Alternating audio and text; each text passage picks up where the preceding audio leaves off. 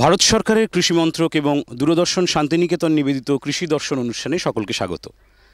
আপনারা জানেন যে আমরা এই কৃষি দর্শন অনুষ্ঠানের মাধ্যমে সরাসরি গ্রামে গিয়ে কৃষক বন্ধুদের সমস্যার কথা শুনি এবং সেই সমস্ত সমস্যার সমাধানেরও চেষ্টা করি কৃষি বিশেষজ্ঞের মাধ্যমে। আজকে আমরা এসেছি বীরভূম জেলার ময়ূরেশ্বর ২ নম্বর ব্লকের উঁচপুর গ্রামে। এখানে আমাদের মধ্যে রয়েছেন বেশ কয়েকজন কৃষক বন্ধু এবং তারা এসছেন তাদের বিভিন্ন কৃষি সংক্রান্ত সমস্যা নিয়ে। আমাদের মধ্যে রয়েছেন ময়ূরেশ্বর ২ নম্বর ব্লকের সহকৃষি অধিকর্তা ডক্টর প্রদীপ কুমার গিরি। তার কাছে আমরা জানব সেই সমস্ত সমস্যার সমাধান। প্রথমেই আমরা চলে যাব কৃষক বন্ধুর কাছে, দেখব তার কি সমস্যা আছে। নমস্কার, আপনার নাম? আমার নাম বিপত্তারণ দাস, বাড়ি উঁচপুর। তো কি সমস্যা নিয়ে এই অঘ্রাণ মাসে ৫-৬ অঘ্রাণ সরিষাটা ফেলা ছিল, জাব লেগে গেছে, সরিষাটা আবার হবার কোনো অঙ্কুর বোঝা যাচ্ছে না, এই আমার সমস্যা। এবং আলুতে প্রচণ্ড ধসা। এই সংক্রান্ত নিয়ে আমি কিছু জানতে চাইছি আপনাদের কাছে। সর্ষে গাছে জাব পোকার আক্রমণ হয়েছে, তো তার হাত থেকে কিভাবে রক্ষা করবে সে সম্পর্কে আমরা এখন জেনে নেব কৃষি বিশেষজ্ঞের কাছ থেকে। সর্ষে লাগানোর ক্ষেত্রে চাষি ভাইদেরকে ২-৩টে কথা মনে রাখতে হবে। প্রথমে যে সঠিক সময় কিন্তু আপনাকে সর্ষেটা বপন করতে হবে, অর্থাৎ কার্তিক মাসের শেষ সপ্তাহ থেকে অঘ্রাণ মাসের প্রথম সপ্তাহের মধ্যে আপনাকে সর্ষেটা বুনে ফেলতে হবে। এখানে যে চাষি ভাই এসছেন উনি কিন্তু অঘ্রাণ মাসের শেষ সপ্তাহে সর্ষেটা বুনেছেন। এক্ষেত্রে কিন্তু জাব পোকার আক্রমণটা আপনার অবধারিত, কারণ সর্ষেটা যখন আপনার উঠবে অর্থাৎ ফসল যখন তোলা হবে তখন কিন্তু আপনার গরম পড়ে যাবে। এই সময় কিন্তু জাব পোকার আক্রমণটা বেশি ঘটে। তো এই ক্ষেত্রে আমি আপনাকে বলবো বিভিন্ন রকমের কেমিক্যালস পাওয়া যায়, যেমন মিথাইল ডেমিটন পাওয়া যায়, সেটা কিন্তু আপনাকে লিটারে 1 ml করে দিয়ে আপনাকে স্প্রে করতে হবে। এছাড়া রোগর নামে একটা ওষুধ পাওয়া যায় ডাইমেথয়েট, এটাও আপনি কিন্তু প্রয়োগ করতে পারেন। কিন্তু এই ক্ষেত্রে মনে রাখবেন যদি ফ্লাওয়ারিং আসে, ফ্লাওয়ারিংয়ের টাইমে কিন্তু এই ওষুধটা আপনাকে দেওয়া যাবে না। সেক্ষেত্রে আপনাকে মিথাইল ডেমিটন বা ইমিডাক্লোরোপিড 17.8 SL এটা আপনাকে 5 লিটার জলে 1 ml দিয়ে আপনাকে স্প্রে করতে হবে, তাহলে কিন্তু আপনি এই জাব পোকার আক্রমণ থেকে রক্ষা পাবেন। বিপত্তারণ বাবুর যে প্রশ্ন ছিল যে জাব পোকার আক্রমণ হচ্ছে সর্ষেতে, তার সমাধান আমরা খুঁজলাম। অর্থাৎ সঠিক সময়ে যদি সর্ষে না লাগানো হয় তাহলে কিন্তু জাব পোকার আক্রমণ হবেই, এটা বিশেষজ্ঞের মত। চলে যাব পরবর্তী কৃষক বন্ধুর কাছে, দেখি তার কি সমস্যা আছে। আপনার নাম? আমার নাম গণেশ ধীবর। আচ্ছা, আপনার সমস্যা কি? আমার সমস্যা এই আদা লাগাইছি, আদাটা জ্যৈষ্ঠ মাসের লাস্টে লাগাইছি, লাগার পরে পোকাতে কি ঠিক বিষে কেরাচ্ছে না। আচ্ছা, মানে পোকা ধরেছে। রাতে বেশি দিচ্ছি দিয়েও কেরাচ্ছে না। আচ্ছা আচ্ছা, ওনার সমস্যা হচ্ছে আদায় পোকার আক্রমণ হয়েছে, কিন্তু উনি ওষুধ প্রয়োগ করা সত্ত্বেও তার প্রতিকার পাচ্ছেন না। চলে যাব কৃষি বিশেষজ্ঞের কাছে। চাষি ভাই যে আদার গাছটা নিয়ে এসছেন ওখানে পোকার আক্রমণের থেকেও যেটা দেখে মনে হচ্ছে ওনার কিন্তু একটা রোগের আক্রমণ ঘটেছে। ওটা হচ্ছে আপনার এক প্রকার ছত্রাকজনিত ধসা রোগ, তো রাইজোবিয়াম রড বলা হয় এটাকে। তো এক্ষেত্রে আপনাকে মাটিটা কিন্তু শোধন করতে হবে। প্রথম যেটা কথা, আপনি এবছর আপনার আক্রমণ হয়েছে, পরবর্তীকালে যদি আপনি ওইখানে আদা লাগাতে যান তাহলে গ্রীষ্মকালীন চাষ দিতে হবে আপনাকে। চাষ দিয়ে একটা সাদা পলিথিন দিয়ে ঢেকে দিতে হবে। এতে কিন্তু আপনার যে রোগ জীবাণুগুলো আছে সেগুলো কিন্তু মাটির মধ্যে যেটা লুকিয়ে আছে সেগুলো কিন্তু মারা পড়বে। আর এই যে আদাতে যে কন্দটা, সেই কন্দটা কিন্তু আপনাকে শোধন করে লাগাতে হবে। সেক্ষেত্রে আপনার কপার অক্সিক্লোরাইড যে 50% WB যেটা পাওয়া যায় বাজারে, সেটাকে লিটারে 3.5 থেকে 4 গ্রাম দিয়ে কন্দটাকে আপনাকে 10 থেকে 15 মিনিট ভিজিয়ে রেখে তারপরে আপনাকে মাঠে লাগাতে হবে। এক্ষেত্রে আপনার যে ব্যাকটেরিয়ালজনিত যে ছত্রাকজনিত যে ধসা রোগ সেটা কিন্তু আপনি থেকে রেহাই পাবেন। এছাড়া যদি আপনার টুকটাক এমনি পোকার আক্রমণ হয়ে থাকে, উনি যেটা বলতে চাইছেন, সেক্ষেত্রে আপনি কিন্তু বাজারে যে কোনো সিস্টেমিক ইনসেকটিসাইড আছে সেক্ষেত্রে সেগুলো আপনি প্রয়োগ করতে পারেন। যেমন ইমিডাক্লোরোপিড আছে, সেগুলোকে আপনি 17.8% SL 10 লিটার জলে 1 ml দিয়ে আপনি ওটা স্প্রে করতে পারেন। এছাড়া বাজারে অ্যাসিফেট, ফেনভেলারেট, ডাইক্লোরোভস এই সমস্ত যে ওষুধগুলো আছে সেগুলোকে আপনি লিটারে 1 ml দিয়ে আপনি মাঝে মধ্যে স্প্রে করে রাখতে পারেন। তবে এই ক্ষেত্রে ব্যাকটেরিয়াল ধসা রোগের ক্ষেত্রে বলবো, একবার যদি আপনার কোনো জমিতে আক্রমণ দেখা যায়, যদি গোড়া পচে যায়, সেক্ষেত্রে আপনি ওই জমিতে পরবর্তী বছরগুলোতে আপনার আদা না লাগানোই ভালো। এক্ষেত্রে আপনি 2 থেকে 3 বছর গ্যাপ দিয়ে সেখানে তন্ডুল জাতীয় ফসল, ধান, গম এই সমস্ত লাগানো বা লাগিয়ে তার এইগুলো পরবর্তী 2 বছর লাগে, তারপরে আপনি আবার আদাতে যেতে পারেন। আদার রোগ পোকা সংক্রান্ত সমস্যা এবং তার সমাধান কিভাবে করব সে সম্পর্কে জানলাম। এরপর চলে যাব পরবর্তী কৃষক বন্ধুর কাছে, দেখি তার কি সমস্যা রয়েছে। আপনার নাম? অশোক মণ্ডল। আচ্ছা অশোকদা, কি সমস্যা নিয়ে এসছেন? এই আলুতে দাগ লাগছে আর আলুর গাছ মরে যাচ্ছে। দেখান। আলুতে দাগ, হ্যাঁ, আর আলুর গাছ মরে যাচ্ছে। আচ্ছা, তো এর সমাধান কিভাবে করবেন সে সম্পর্কে উনি জানতে চাইছেন। আলুতে দাগ দেখা যাচ্ছে এবং গাছ মরে যাচ্ছে, এই সমস্যার সমাধান আমরা কিভাবে করব সে সম্পর্কে জেনে নেব এখন কৃষি বিশেষজ্ঞের কাছ থেকে। চাষি ভাই যে আলুতে দাগের কথা বললেন, প্রথমে ওটা শেষ করে নিই। ওটা হচ্ছে আলুর একটা দেদো রোগ, অর্থাৎ মাইক্রোনিউট্রিয়েন্টের অভাবে কিন্তু এইটা হয়ে থাকে। এই ক্ষেত্রে বোরন বলে একটা পার্টিকুলার নিউট্রিয়েন্ট আছে, সেই ক্ষেত্রে আপনারা আলু লাগানোর আগে বোরাক্স প্রতি হেক্টরে আপনারা 10 কেজি হিসাবে প্রয়োগ করে দিতে পারেন। এছাড়া যদি আপনারা মূল জমি তৈরির সময় এই বোরনটা না দিতে পারেন, সেক্ষেত্রে আপনারা স্প্রে করতে পারেন। অর্থাৎ আলু লাগানোর 3য় সপ্তাহের মাথায় আপনারা সোডিয়াম অক্টাবরেট যেটা পাওয়া যায়, সেটাকে আপনি 1 গ্রাম প্রতি লিটার জলে মিশিয়ে স্প্রে করতে পারেন 100 লিটার জলে। এটা কিন্তু আপনাকে প্রতি বিঘের হিসাবে করতে হবে, 100 লিটার জলটা দিতে হবে প্রতি একরে। আর পরবর্তী 6 সপ্তাহের মাথায় ওই একরে 200 লিটার জল দিয়ে ডাইসোডিয়াম অক্টাবরেট যেটা বললাম, সেটা আপনাকে 1 গ্রাম প্রতি লিটার দিয়ে জলে দিয়ে স্প্রে করতে হবে, তাহলে কিন্তু আপনার দেদো রোগটা হবে না।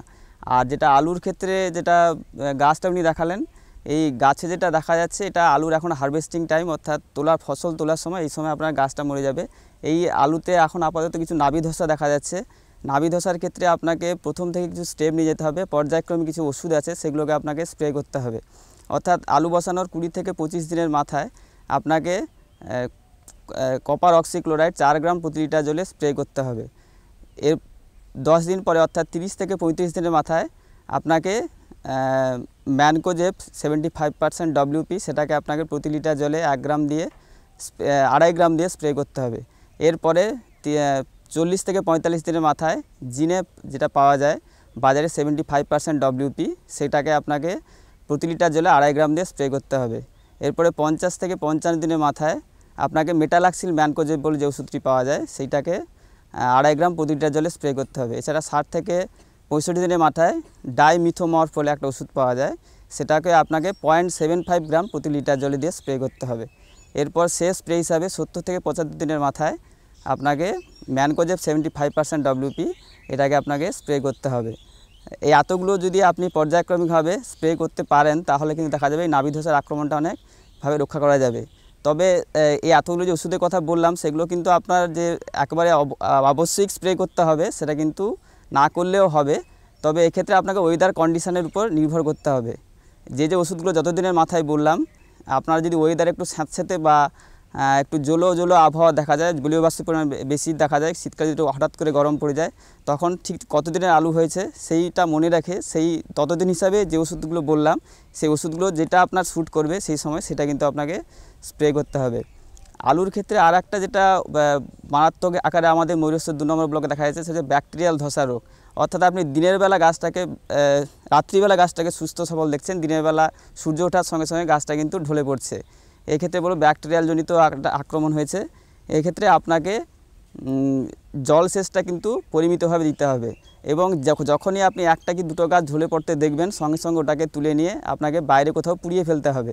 নাহলে কিন্তু জলসেচ দেওয়ার সঙ্গে সঙ্গে ওই যে জীবাণুটা সেটা কিন্তু আপনার জলের সঙ্গে গোটা মাঠে আপনার ছড়িয়ে পড়বে, এবং 2 থেকে 3 দিনের মধ্যে আপনার গোটা মাঠটা শেষ হয়ে যাবে। এক্ষেত্রে আপনাকে প্রথমে যেটা বলবো, বীজ শোধনের উপর জোর দিতে হবে।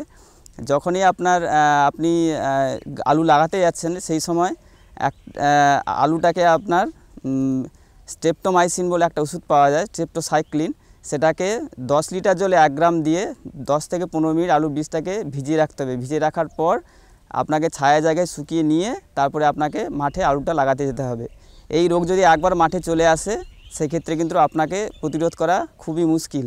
তো আলু লাগানোর সময় মূল জমিতে আপনি যদি ব্লিচিং পাউডার দিয়ে দিতে পারেন হেক্টরে 15 কেজি, তাহলে কিন্তু দিয়ে মূল জমিটা তৈরি করবেন, তাহলে কিন্তু এই রোগের আক্রমণ থেকে আপনি অনেকটা বাঁচতে পারবেন। আলুর বিভিন্ন রোগ এবং তার প্রতিকার কিভাবে আমরা করব সে সম্পর্কে জেনে নিলাম। এবার চলে যাব পরবর্তী কৃষক বন্ধুর কাছে। আমাদের মধ্যে রয়েছেন একজন মহিলা কৃষক বন্ধু। আপনার নাম? আমার নাম সুমনা ঘোষ। আচ্ছা, আপনি কি সমস্যা নিয়ে এসেছেন এখানে? আমি সিম গাছে পাতা হলুদ হয়ে যাচ্ছে এটা লাগানো হয়েছিল আগস্ট মাসে প্রথম দিকে, সময়টা হচ্ছে। আর এটা পাতা হলুদ হয়ে যাচ্ছে আর যা পোকা আক্রমণ হচ্ছে। তো এমনি কি ব্যবস্থা নিয়েছেন আপনি? এমনি ওষুধ স্প্রে করা হয়েছিল কিন্তু কোনো প্রতিকার হচ্ছে না।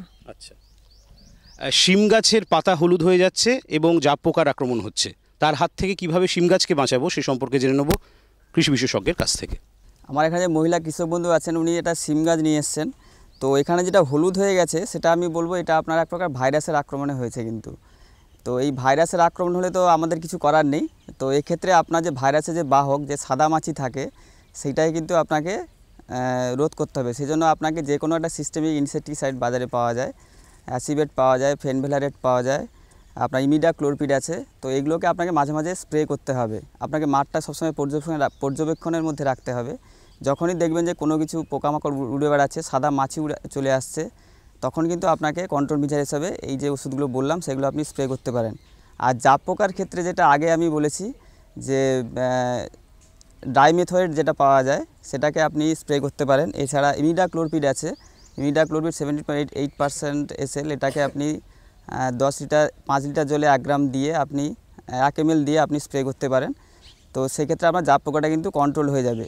তো ডাইমেথডটা আপনি কখনোই কিন্তু যখন ফুল আসবে গাছে তখন কিন্তু আপনি স্প্রে করবেন না। সেক্ষেত্রে আপনি মিথাইল ডেমিটন বলে যে ওষুধটা পাওয়া যায় বাজারে, 1 লিটার জলে 1 ml দিয়ে আপনি স্প্রে করতে পারেন। এক্ষেত্রে আপনার সুফল পাওয়া যাবে। শিম গাছের পাতা হলুদ হয়ে যাওয়া এবং জাপ পোকা সংক্রান্ত সমস্যার সমাধান আমরা খুঁজলাম। এবার চলে যাব পরবর্তী কৃষক বন্ধুর কাছে। আপনার নাম? আমার নাম কুমারী ভদ্র। আচ্ছা, কি সমস্যা? সমস্যা এই যে বেগুন গাছ লাগাইছি 16 কাঠা জমিয়ে, 16 বস্তা হয়ে গেছে আমার। তাই কেবল বেগুন সাদা হয়ে গেছে, বেগুন হচ্ছে একটি বেগুন আপনার খাওয়া হচ্ছে না, বুঝলেন, সাদা হয়ে যাচ্ছে। সাদা হয়ে যাচ্ছে। তা আমি প্রায় 8-10 বার স্প্রে করেছি, কোনো কিছু আটকাচ্ছে না। বেগুন গাছের সমস্যা, সাদা হয়ে যাচ্ছে বেগুন, একটা বেগুনও তোলা যাচ্ছে না, খাওয়া যাচ্ছে না। সেই সমস্যার সমাধান আমরা কিভাবে করব সে সম্পর্কে আমরা এখন জেনে নেব কৃষি বিশেষজ্ঞের কাছ থেকে। চাষিভাই যে বেগুন গাছটা নিয়ে এসছেন ওখানে কিন্তু অনেকগুলো রোগ পোকার আক্রমণ ঘটেছে। প্রথমে যেটা দেখা যাচ্ছে যে কিছু পাতা বড় আছে, আবার কিছু কিছু পাতা একেবারে ছোট হয়ে গেছে। অর্থাৎ বেগুন গাছটা পরবর্তীকালে তুলসী রোগের যে আক্রমণ সেটা কিন্তু ঘটেছে, অর্থাৎ তুলসী পাতার মতো ছোট ছোট পাতা হয়ে গেছে। তো এটা মাইক্রোপ্লাজমা লাইক অর্গানিজম যেটা থাকে সেটার আক্রমণে এটা হয়েছে। এর ক্ষেত্রে কিন্তু কোনো কন্ট্রোল মেজার নেই সত্যি কথা বলতে কি। তো এই ক্ষেত্রে আপনাকে যেটা করতে হবে, পরবর্তী বছরে যখন আপনি ওখানে বেগুন লাগাতে যাবেন, তো বেগুন লাগানোর আগে জমির মাটিটাকে ভালো করে আপনাকে শোধন করে নিতে হবে। এদিকে বীরভূম জেলার মাটি যেহেতু অম্ল মাটি, সেজন্য আপনাকে একটা ব্ল্যাঙ্কেট অ্যাপ্লিকেশান, যেটা আপনার কাঠা পিছু 3.5 থেকে 4 কেজি চুন দিয়ে আপনাকে মূল জমি তৈরির সময় মিশিয়ে দিতে হবে। আর এছাড়া আপনি মূল জমি তৈরির আগে চুন যদি না দিতে পারেন তাহলে ব্লিচিং পাউডার হেক্টরে 15 কেজি দিয়ে আপনাকে জমিটা তৈরি করতে হবে। এছাড়া তুলসী রোগে যে বাহক যে সাদা মাছি বা বেমিসিয়া টাইবাকি নামে যে মাছিটা আছে সেটাকে কিন্তু আপনাকে কন্ট্রোল করতে পারেন। সেক্ষেত্রে আপনি যে কোনো বাজারের সিস্টেমে যে ইনসেকটিসাইডগুলো পাওয়া যায় সেগুলো আপনি অ্যাপ্লাই করতে পারেন। এছাড়াও দেখা যাচ্ছে বেগুনে যেটা সাদা হয়ে যাচ্ছে বা বেগুন আপনার ফুটো করে দিচ্ছে, এখানে বেগুনের ফল এবং কাণ্ডের ডগা ছিদ্রকারী পোকা কিন্তু এখানে রয়েছে। সেক্ষেত্রে আপনাকে যেটা করতে হবে, আপনাকে পরিমিত পরিমাণে সার দিতে হবে, নাইট্রোজেন পরিমাণ ঘটিত সারের পরিমাণটা একটু কম দিতে হবে। আর জৈব সারের পরিমাণটা আপনাকে প্রয়োগ করার পরিমাণটা বাড়াতে হবে মাঠে। এছাড়া আপনি মাঝে মধ্যে যখন আপনি বেগুনটাকে বীজতলা থেকে তুলে মূল জমিতে নিয়ে আসছেন, সেক্ষেত্রে আপনার বীজতলাটাকে যখন আপনি তৈরি করছেন ওটা কিন্তু মশারি দিয়ে ঢেকে রাখতে হবে। অর্থাৎ বাইরে থেকে কোনো যে পোকাটা আপনার লেদা ছাড়ে সেই পোকার যাতে আক্রমণটা কম থাকে। এছাড়া বেগুনটা যখন আপনি মূল জমিতে লাগাচ্ছেন সেক্ষেত্রে আপনি একটু নিম খোল দিয়ে একটা গর্ত করে যেখানে আপনি গাছটা লাগাবেন সেখানে 3 থেকে 4 গ্রাম নিম খোল দিয়ে তারপর আপনি গাছটা লাগান। তাছাড়া কিছুদিন পরে আপনি বেগুনের শিকড়টা যখন লেগে যাচ্ছে 3 থেকে 4 সপ্তাহ পরে আপনি একটা গোল রিং করে কিছুটা দূরত্ব থেকে আপনি ফিউরাডেন যে দানা বা কার্বোফুরান 3G যে দানাগুলো আছে সেই ওষুধগুলো দিয়ে আপনি 3 থেকে 4 গ্রাম দিয়ে আপনি রাউন্ড করে দিয়ে মাটি ঢাকা দিয়ে দেবেন। এছাড়া তারপরেও যদি আপনার বেগুনের আক্রমণ থেকে আপনি এই পোকার আক্রমণ যদি রক্ষা পেতে চান, মাঝে মধ্যে অর্থাৎ 15 দিন থেকে 20 দিন অন্তর আপনার যে বাজারে যে নিম তেল পাওয়া যায় সেই নিম তেলটাকে আপনি স্প্রে করতে পারেন। এছাড়া বাড়িতে বসেও আপনি নিমের নির্যাস বানাতে পারেন। সেক্ষেত্রে আপনার 1 কেজি নিম পাতা বা নিম বীজকে ভালো করে থেতো করে 24 ঘন্টা জলে ভিজিয়ে রাখতে হবে, তারপর ছেঁকে নিয়ে সেটাকে আপনি 20 লিটার জলে মিশিয়ে এটা আপনার হাফ একর জমিতে স্প্রে করা যাবে। এছাড়া 50 গ্রাম সাবান গুঁড়ো দিয়ে দেবেন, গুঁড়ো দিয়ে এটাকে আপনাকে মোটামুটি 15 থেকে 20 দিন অন্তর মাঝে মাঝে দিয়ে আপনি স্প্রে করে রাখতে পারেন, তাহলে কিন্তু এই পোকার যে ফুড অ্যান্ড শুডোরের আক্রমণ অনেকটাই কমে যাবে। এছাড়া যদি রাসায়নিক কন্ট্রোল যান তাহলে স্পিনোসেট পাওয়া যায় বাজারে 45% WP, এটা আপনার 10 লিটার জলে 1 গ্রাম লাগবে, সেটা আপনি স্প্রে করতে পারেন। এছাড়া ইমিডাক্লোরোপিড, অ্যাসিফেট ফেনভ্যালারেট, অ্যাসিফেট ইমিডাক্লোরোপিড, এই সমস্ত যে গ্রুপের ওষুধগুলো আছে এইগুলোকে আপনি স্প্রে করতে পারেন। কিছু কিছু সমস্যা আছে যেগুলোর সমাধান তাৎক্ষণিকভাবে করা সম্ভব হয় না। এই কৃষক বন্ধুর বেগুন গাছের ক্ষেত্রেও সেটা প্রযোজ্য। পরবর্তী বছরে যখন তিনি চাষ করবেন, বেগুন চাষ করবেন, তখন কিন্তু প্রথম থেকেই মাটি পরীক্ষার ভিত্তিতে এই চাষটি করতে হবে, সেটা বোঝা গেল। চলে যাব পরবর্তী কৃষক বন্ধুর কাছে, দেখি তার সমস্যা কি। আপনার নাম? শিশু দেবর। আচ্ছা, কি সমস্যা নিয়ে এসছেন? আখ লাগাইছি, আখটা মরে যাচ্ছে, ওরা থেকে মরে যাচ্ছে, বড় হচ্ছে, তারপর মরে যাচ্ছে গোটাটা, মাঝে মাঝে পোকা লাগে যাচ্ছে, পাবে পোকা লাগে যাচ্ছে, আর গাছটা হতে দিচ্ছে না। আখের সমস্যা মানে রোগ এবং পোকা দুটোরই আক্রমণ হয়েছে সম্ভবত মনে হচ্ছে। আমরা চলে যাব কৃষি বিশেষজ্ঞের কাছে আখের সমস্যার সমাধান খুঁজতে। আখের ক্ষেত্রে যিনি আখ গাছটা নিয়ে এসছেন সেটা দেখে বোঝা যাচ্ছে যে পরিপুষ্ট কিন্তু হয়নি আখটা। তো এক্ষেত্রে যেটা আমি চাষি ভাইদের সবসময় বলি যে পরিচ্ছন্ন চাষের উপর আপনাদের নজর দিতে হবে। অর্থাৎ মাঠে কোনো আগাছা বা অন্য কোনো যে যদি কোনো অবশিষ্টাংশ ফসলের পড়ে থাকে সেগুলো কিন্তু আগে আপনাকে ভালো করে পরিষ্কার করে দিতে হবে। পরিষ্কার করার পর কিন্তু আপনি পরবর্তী ফসলে আপনি যাবেন। এক্ষেত্রে আখের ক্ষেত্রে এখানে দেখা যাচ্ছে যে শুটবোরের আক্রমণ, অর্থাৎ কাণ্ড ছিদ্রকারী পোকার আক্রমণ হয়েছে। এক্ষেত্রে প্রথমে আপনি যখন গাছটা লাগাচ্ছেন সেই প্রতি মাদা পিছু আপনাকে নিম খোল দিতে পারেন, 3 থেকে 4 গ্রাম নিম খোল দিয়ে তারপরে আপনি গাছটাকে লাগালেন। কিংবা আপনার মাটিতে গাছ আখ লাগানোর 3 থেকে 4 সপ্তাহ পরে, যেটা আপনি যখন সেটটা লাগাচ্ছেন তার 3 থেকে 4 সপ্তাহ পরে গাছটা যখন বেরিয়ে আসছে আপনার, তারপরে আপনার যে কোনো দানাদার ওষুধ, আপনার কাটা হাইড্রোক্লোরাইড আছে, কার্বোফুরান 3G আছে, এগুলোকে আপনাকে একরে আপনার 4 কেজি করে কিন্তু এটা আপনি দিতে পারেন, দিয়ে আপনি ছড়িয়ে দেবেন, ছড়িয়ে মাটির সঙ্গে মিশিয়ে দেবেন। এছাড়া মাদার চারদিকে আপনি গোল করেও দিতে পারেন। সেক্ষেত্রে আপনার ওই 3 থেকে 4 গ্রাম দানা বিষ আপনি মাদার চারদিকে একটু ডিস্টেন্স রেখে ঠিক সুন্দর করে গোল করে আপনি ওটাকে দিয়ে মাটি চাপা দিয়ে দেবেন, তাহলে আপনার পোকার আক্রমণটা কিন্তু হবে না। আর আখের ক্ষেত্রে এখন সম্ভবত এই রেড রটের আক্রমণ মনে হয় নেই, তবে রেড রটের আক্রমণ যদি আসে সেক্ষেত্রেও আপনার কিছু করার নেই, কারণ রেড রট যদি একবার আপনার আক্রমণ ঘটে তাহলে কিন্তু আপনাকে ওই গাছটাকে একবারে মাঠ থেকে সরিয়ে ফেলতে হবে, যাতে পরবর্তী অন্যান্য যে গাছগুলো আছে সেগুলো যাতে আপনার সংক্রমণ না ঘটে। এছাড়া কেনটাকে যদি আপনি যে শেড লাগাচ্ছেন সেটাকে যদি একটু গরম জলে, হালকা গরম জলে আপনি যদি শোধন করে লাগানোর আগে, কিংবা যে কোনো আপনি ছত্রাকনাশক দিয়ে ডুবিয়ে রাখতে পারেন 15 থেকে 20 মিনিট, যে কার্বেন্ডাজিম বাজারে পাওয়া যায়, ম্যানকোজেব পাওয়া যায়, এগুলো দিয়ে কিছুক্ষণ ডুবিয়ে রেখে 15 থেকে 20 মিনিট ডুবিয়ে রাখার পর আপনি মাঠে গিয়ে ওটাকে আপনি লাগান, তাহলে দেখা যাবেন এই সমস্ত যে পোকা রোগের আক্রমণ হাত থেকে আপনি অনেকটা ভবিষ্যতে রেহাই পাবেন।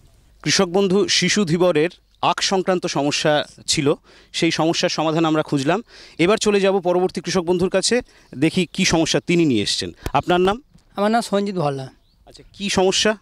আমি লঙ্কা চাষ করেছি, কিন্তু গাছটা বড় হয়ে যাচ্ছে এবং পাতাগুলো কুড়িয়ে যাচ্ছে, আর পাতা হলুদ হয়ে যাচ্ছে, কিন্তু লঙ্কা ধরছে না। আচ্ছা, মানে গাছটাই বড় হচ্ছে কিন্তু সেই পরিমাণে ফল হচ্ছে না, তাই তো? এই সমস্যার কিভাবে আমরা সমাধান করব সে সম্পর্কে এখন জেনে নেব কৃষি বিশেষজ্ঞের কাছ থেকে। আমার চাষি ভাই যে লঙ্কার গাছটা নিয়ে এসছেন, অনেক বড় গাছ হয়েছে, তো এক্ষেত্রে আমি রোগের কথাটা প্রথমে বলে নিই। এটা হলুদ হয়ে যাচ্ছে সেটা কিন্তু আপনার ভাইরাসের আক্রমণ। এক্ষেত্রে আপনার যে ভাইরাস যে বাহককারী যে পোকা সেটাকে আপনাকে দমন করতে হবে।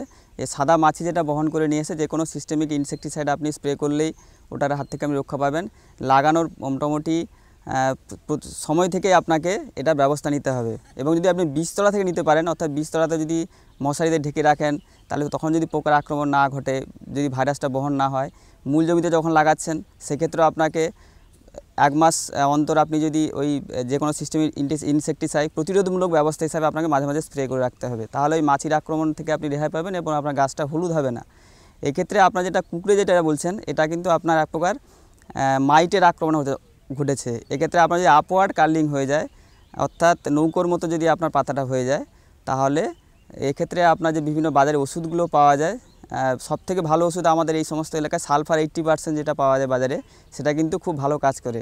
এটাকে আপনাকে লিটারে 1 গ্রাম দিয়ে আপনাকে স্প্রে করতে হবে। এছাড়াও ইথিয়ন 50% WP 2.5 গ্রাম প্রতি লিটার জলে দিয়ে আপনি স্প্রে করতে পারেন।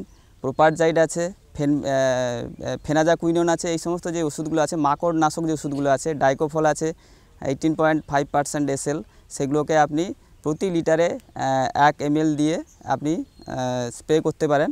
তাহলে কিন্তু আপনার এই মাকড়ের আক্রমণটা থেকে আপনি রক্ষা পাবেন। যদি আপনার ডাউনওয়ার্ড কার্লিং হয়, অর্থাৎ উল্টোনো নৌকোর মতো যদি হয়, তাহলে আপনার কিন্তু চষি পোকার আক্রমণ হয়েছে। সেক্ষেত্রে আপনাকে যে আগে যে সিস্টেমিক ওষুধগুলো আমি বলেছি, স্পিনোসেট, ইমিডাক্লোরোপিড, অ্যাসিফেট, ফেনভেলারেট, এই সমস্ত গ্রুপের ওষুধগুলো আপনি স্প্রে করে রক্ষা পেতে পারেন। আর যেটা আপনি ফল ধরছে না যেটা বলছেন, সেক্ষেত্রে আপনাকে কিন্তু শুধুমাত্র আজকাল চাষিভাইরা নাইট্রোজেন ঘটিত সারের উপর খুব জোর দিচ্ছেন। নাইট্রোজেন ঘটিত সার দিলে আপনার কিন্তু গাছটা শুধু বেড়ে যাবে, আর আপনার এত বাড় বৃদ্ধি হবে, রোগ পোকার আক্রমণ বেশি হবে। তাহলে আপনি আপনাকে হলো পরিমিত সার আপনি কিন্তু ব্যবহার করুন। পরিমিত সার ব্যবহার না করলে কিন্তু আপনার এই সমস্ত যে গাছ বেড়েই যাবে, কিন্তু ফল আপনি পাবেন না। এক্ষেত্রে আপনাকে নাইট্রোজেন, ফসফেট, পটাশ যে 2:1:1 অনুপাত যেটা বলা হয়, সেটা কিন্তু আপনাকে পরিমিত দিতে হবে। এছাড়াও মাইক্রোনিউট্রিয়েন্টও আপনাকে মাঝে মাঝে দিতে হবে এই সময় সবজির চাষের ক্ষেত্রে। সেক্ষেত্রে আপনাকে ডাইসোডিয়াম অক্টাবট যেটা আছে 1 গ্রাম প্রতি লিটার জলে আপনি দিয়ে স্প্রে করতে পারেন। দিলে দেখবেন আপনার যে ফল আসার যে সমস্যাটা, সেটা হয়তো কিছুটা আপনার মিটতে চলেছে। এই লঙ্কা গাছের সমস্যার কথা শুনতে গিয়ে একটা জিনিস মনে হচ্ছিল যে আমরা শুধুমাত্র বেশি সার প্রয়োগ করে দিলাম, তার মানেই যে খুব লঙ্কার পুষ্টি এলো লঙ্কা গাছে, বা যে কোনো কৃষির ফসলের ক্ষেত্রে এটা সম্ভব কিন্তু হয় না। সুষম ব্যবহার এবং সঠিক মাত্রায় ব্যবহার, বৈজ্ঞানিকভাবে পরিচ্ছন্নভাবে কৃষিকাজ করাটা কিন্তু একটা খুব গুরুত্বপূর্ণ বিষয়। চলে যাব পরবর্তী কৃষক বন্ধুর কাছে। আপনার নাম? আমার দীপক কুমার ঘোষ। আচ্ছা, কি সমস্যা? টমেটো গাছে আমরা এই কুটে লাগার মতো হয়ে যাচ্ছে, আর এই পাতাগুলো শুকিয়ে মরে যাচ্ছে। আচ্ছা, 1 বিঘে জমিতে প্রায় 200টার মতো চারা এরকম নষ্ট হয়ে গেছে। আচ্ছা, এই সমস্যার সমাধান আমরা জানবো কিভাবে করব। আপনার কি সমস্যা? আমার করলা চাষের সমস্যা আছে। কি হয়েছে? করলাটা আমার মূলত এই পাতাটা কুঁকড়ানো হচ্ছে, হ্যাঁ, তারপরে কিছু আপনার ওই ফল যেটা আসছে এখন, সেটা আপনার হলদেটে ভাব হয়ে যাচ্ছে, আর কিছু কিছু গাছ আপনার ঢলে পড়ছে। এই 3 রকম সমস্যা আছে। আচ্ছা, আপনার নাম? সাগর দাস। আচ্ছা, কি সমস্যা নিয়ে এসছেন? আমার এই একটা কপি চাষ করেছি খানিক, তো এই কপিটা আপনার পাতা কুঁকড়িয়ে যাচ্ছে, জাব লাগছে এবং কপি ধরছে না। আচ্ছা, তা এর জন্য কিছু ব্যবস্থা যদি কিছু করা যায় সেটা।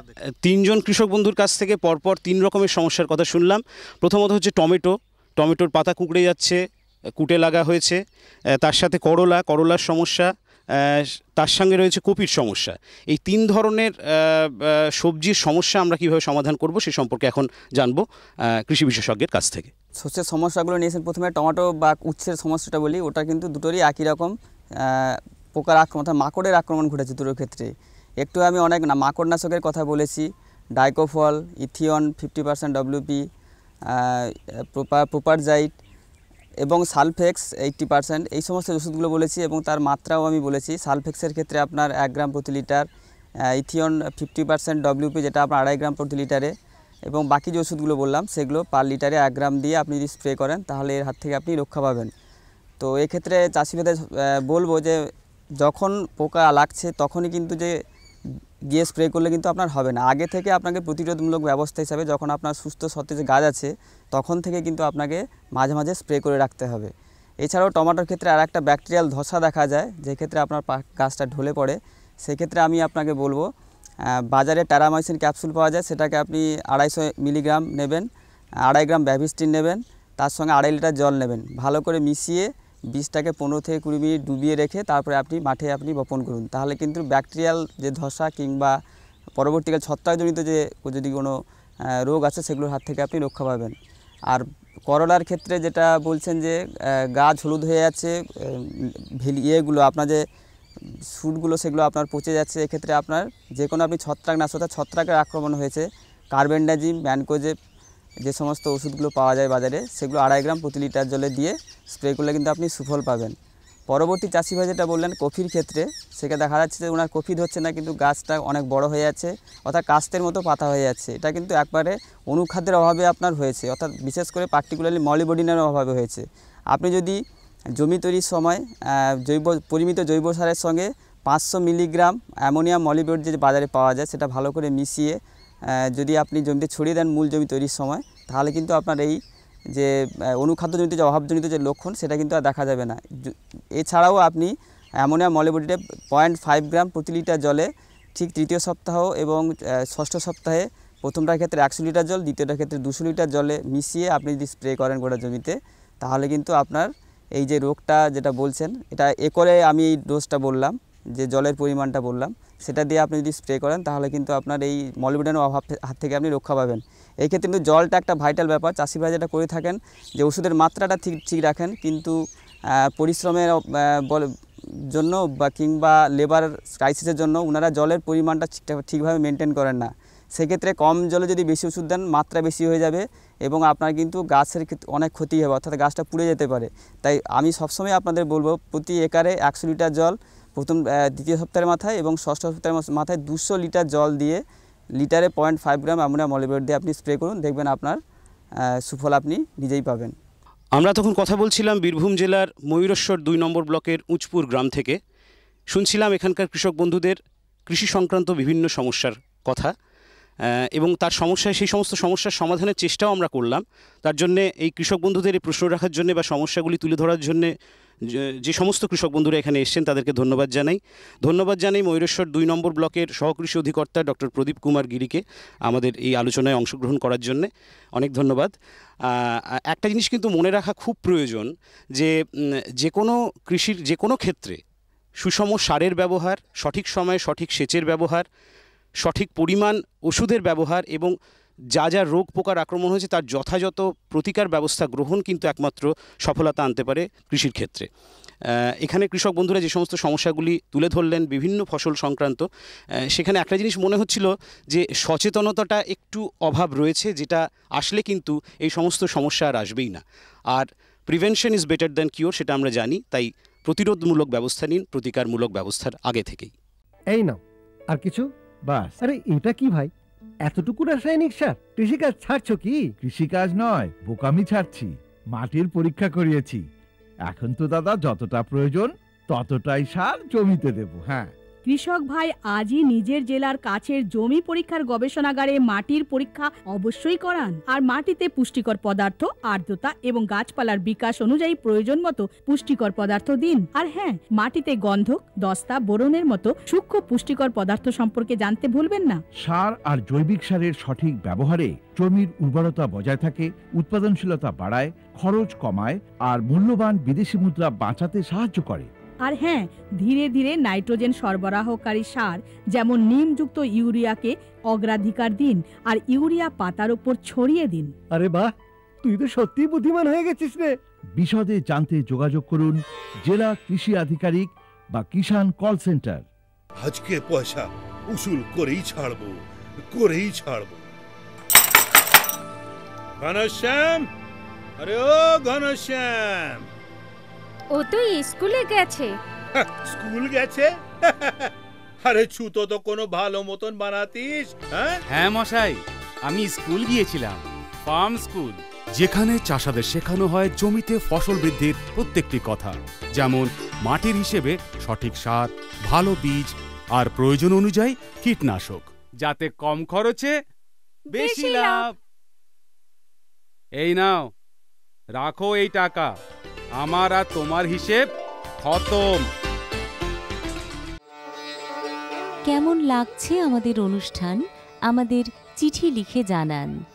চিঠি লেখার ঠিকানা কৃষি দর্শন, অধিকর্তা দূরদর্শন কেন্দ্র, শান্তিনিকেতন, শান্তিনিকেতন, সূচক 731235।